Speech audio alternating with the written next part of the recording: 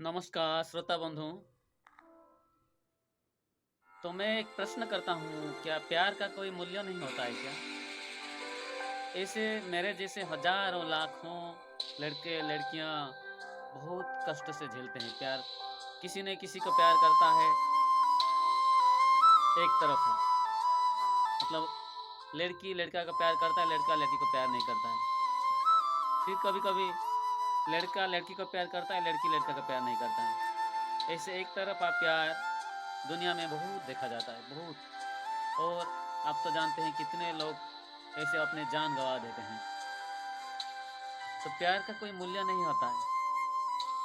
आपका दर्द, आपका कष्ट, आपके दूसरों के प्रति जो प्यार है, मोहब्बत है, इन चीज़ों का कोई कदर नहीं है दुनिया में। अगर इस प्यार का कोई मूल्य होता, इसकी कोई कदर करते होते, तो दुनिया में किसी ने भी प्यार करके दुखी नहीं होता। तो चलिए हम चलते फिर मेरे कष्ट के एपिसोड में। तो मैं पिछली बार बता रहा था कि मैं कंपेश्वर के लिए मैं कितना तड़प रहा हूँ, कितना तड़पा हुआ हूँ। आप सुने होंगे पिछले एपिसोड में कैसे मैं उनके बिना जीना मेरे लिए बहुत कष्टदायक हो रहा था, क्योंकि उनका सारा चीज़, उनके बोलना, खेलना, कूदना, मेरे साथ बात करना, किसी से बात करना, पढ़ाई करना, जो भी करे, जो भी करे वो बहुत अमृत के समान होता था, अमृत से भी ज़्यादा। यही होता है मोहब्बत, यही होता है प्यार। तो मैं उसी प्यार के नशा में संपूर्ण रूप से डूब गया था। और जब मैं घर पे था, तो वो उनके अपने गाँव में होते थे। अपने गाँव में जब वो होता था, तो मैं अपने मेरे गाँव में होता था। तो ऐसे गाँव में अलग-अलग रहना मेरे लिए एक नरक में रहने जैसा होता था। इतना कष्टदायक होता था, इतना कष्टदायक होता था। कंपेश्वर के लिए तो ये सही था कि उनका मैं तस्वीर लिया था, इसलिए उस तस्वीर को मैं घंटों भर, रातों भर मैं देखता रहता था। उनको देखते, देखते कभी नींद आ जाती थी, तो सो जाता था। और गाँव में हमें जो गर्मी की छुट्टी में 2 महीना या और दूसरे दिसंबर छुट्टी और अलग छुट्टियों में जो 15 दिन, 20 दिन का होता था, वो मुझे कई सालों जैसा लगता था। तो एक दिन क्या हुआ, हमारे उधर यात्रा हुआ। यो यात्रा में उसको बोलते हैं पोड़ो यात्रा। पोड़ो यात्रा बोलते हैं या केडू यात्रा बोलते हैं हमारे गाँव के हिसाब से। तो उस यात्रा आस-पास में हुआ, हमारे गाँव से 2 किलोमीटर दूर एक गाँव में। तो मैं बहुत खुश हो गया, क्योंकि शायद उस यात्रा में कंपेश्वर भी आए होंगे, तो मैं उनको भी देख लूँगा। तो मैं घर पे जब मेरे मम्मी-पापा सब खाना वगैरह सब प्रस्तुति किए और खाया, फिर सब नाच-गीत करके सब अपने-अपने हिसाब से उस यात्रा देखने के लिए निकले। तो मैं भी बहुत खुश होकर उस यात्रा को देखने के लिए निकला। पर मैं किसी का साथ नहीं लिया, पर उनके साथ में ही गया, पर मेरे साथ कोई दोस्ती नहीं था, क्योंकि कोई हो सकते थे, पर मैं दोस्त के लिए तो मेरा मन कभी मैं देखा नहीं, क्योंकि मैं कंप्रेसर के बिना मेरे लिए बहुत कष्ट होता है। इसलिए मैं उन्हीं को ये आशा करके मैं गया। और उस यात्रा में लोग यात्रा का आनंद उठाए, पर मैं तो यात्रा का आनंद नहीं उठा पाया, क्योंकि मैं उनको ही ढूँढने लगा। इतनी भीड़ थी वो यात्रा में, और मैं सब तरफ एक के बाद सबके साथ घूम फिर के चारों तरफ कंपेश्वर को ढूँढा, पर कंपेश्वर वहाँ आए नहीं थे।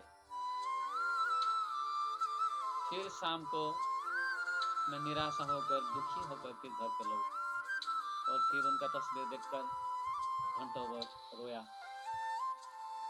आहा!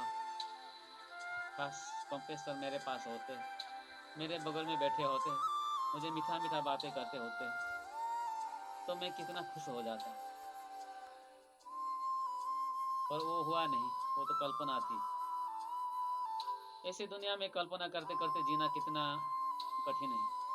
मेरी ज़िंदगी में पूरी ज़िंदगी में सिर्फ कल्पना ही सार होता है, कभी मेरे वास्तविकता में नहीं आए। तो ऐसे लोग जो यात्रा में आनंद उठाते थे, तो मैं उस यात्रा को दुख में परिवर्तन करके लौटता था। फिर ऐसे तो हमारे उधर पे गांव है, गांव में कोई मार्केट नहीं होता है, तो हमारे जो भी खरीदारी करना हो तो वो सुड्रा करके एक मार्केट प्लेस है, जहाँ पे हम जाके कोई भी जो भी चीज़ हो, पैंट या शर्ट हो, जो कुछ भी हो, वहाँ से ही खरीदते थे। गांव में कोई दुकान नहीं होता था। तो जब भी वो गुरुवार के दिन, बृहस्पति के बार दिन होता था, तो उस बृहस्पति जब बार जब आते थे, तो मैं पूरा ईगरली वेटिंग करता था कि शायद मम्मी मेरे कभी इस मार्केट में ले चलेगी। और एक बार दिन ऐसे ही मैं जो सोच रहा था वही हुआ कि मेरी मम्मी ने बताई कि चलो आज हम मार्केट जाते हैं। तो मुझे तो बहुत आनंद आया, क्योंकि वो जो मार्केट है वहाँ पे उसी गांव के, कंपेशपति गांव के लोग भी वहीं पे ही खरीदारी करने आते हैं। तो मैं बहुत खुश हो गया, क्योंकि आज तो वो मार्केट में आया होगा तो मैं उनको देख लूँगा और उसको बहुत गले लगाऊंगा। गले तो नहीं लगाते हैं कभी, क्योंकि वो उनको पता नहीं कि मैं उनको कितना प्यार करता हूँ, मगर मैं उनके साथ बहुत सुंदर से बात कर पाऊंगा, उनके साथ बैठूंगा, उनके साथ कुछ खरीद के खाएंगे, एक साथ में मिलेंगे, बातें करेंगे। बहुत आशा थी, इसलिए मैं बहुत खुशी होके मामी के साथ राजी हो गया।